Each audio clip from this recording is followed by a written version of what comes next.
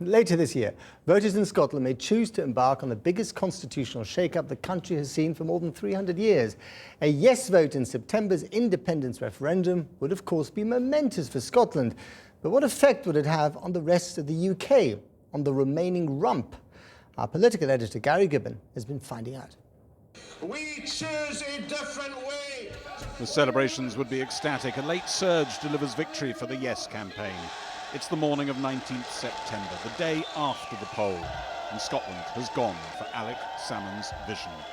Leaving the United Kingdom, a separate state is born north of the border. Well, we know what this country would call itself after independence. The country it leaves behind, we don't even know what that would be called. We don't know how the remainder of the United Kingdom would perform in the negotiations over the treaty after separation. We don't know whether it would hold together as a country. Would other bits drop off? Would it be a poorer country? Would it be a more right-wing country? And how would the rest of the world look at it after Scotland had left? We'd find ourselves weakened in the IMF. We'd find ourselves weakened in the G8, the G20, in every international gathering that there is.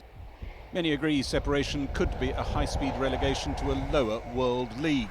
One senior Foreign Office source said it would be the most momentous, damaging blow to the remainder UK standing since Suez and the loss of empire. And a new chapter could open in the politics of the remainder state.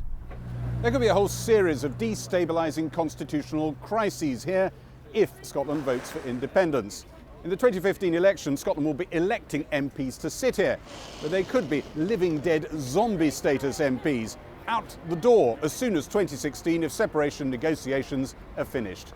And if those Scottish MPs helped to elect a Labour majority government, overnight that Labour government will become a more precarious minority one. Some think if Scotland leaves, this place will never see a majority Labour government again.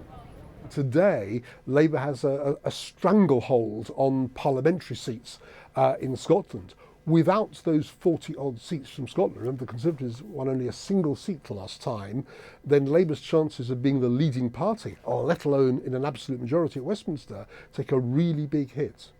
There are more than enough seats in England and Wales, which we have historically won at times, to sustain a Labour government. What we just have to do is to make sure we win those more often.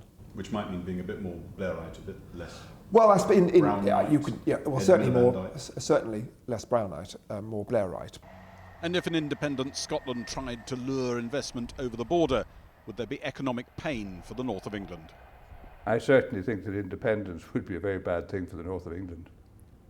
Because the Scots would compete very strongly, ruthlessly for business, disadvantaging the north? Well, I wouldn't say ruthlessly, but I think they'd be better able to manage their corner than the north could be. And would Scotland be the last bit of the old UK to drop off, or could it start a trend? Welsh nationalists would relish the precedent. For some in Northern Ireland, darker thoughts stir. Are you saying you think Scottish independence could mean the unravelling of the Good Friday Agreement? I think it would potentially could unravel. It will be the unpicking of it. It will certainly send a signal to those people who wish to unravel it. This is possible. At the moment it looks impossible. It looks like the union is settled, that the constitutional question in Ulster is very stable.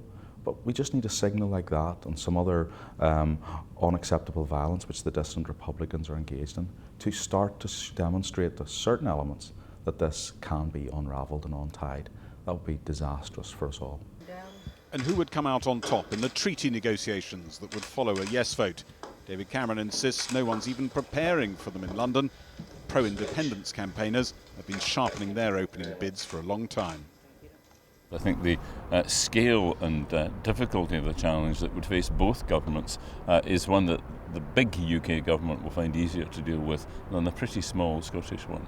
They might be outgunned. I think that's quite a risk for them, yes. The land border between Scotland and England isn't really disputed. On the northeast coast, it runs along this fence. What is disputed is the maritime border. In the late 90s, the government in London decided to redraw it. It used to run due east from this fence. They decided to curve it out 60 miles to the north, taking in a few oil wells on the way. Two legal experts recently predicted a dispute over the maritime border could run for up to 10 years. The man who was in charge of devolution in Whitehall thinks a yes vote in Scotland would long since have claimed a mighty Westminster scalp. I wouldn't want to be the Prime Minister or the government that had lost Scotland. You're out the door, potentially. Oh yes, yes. While a fierce daily referendum battle absorbs Scotland, it's a faraway noise in large parts of the rest of the UK. But it could have mighty consequences beyond its own borders if Scotland votes yes in September.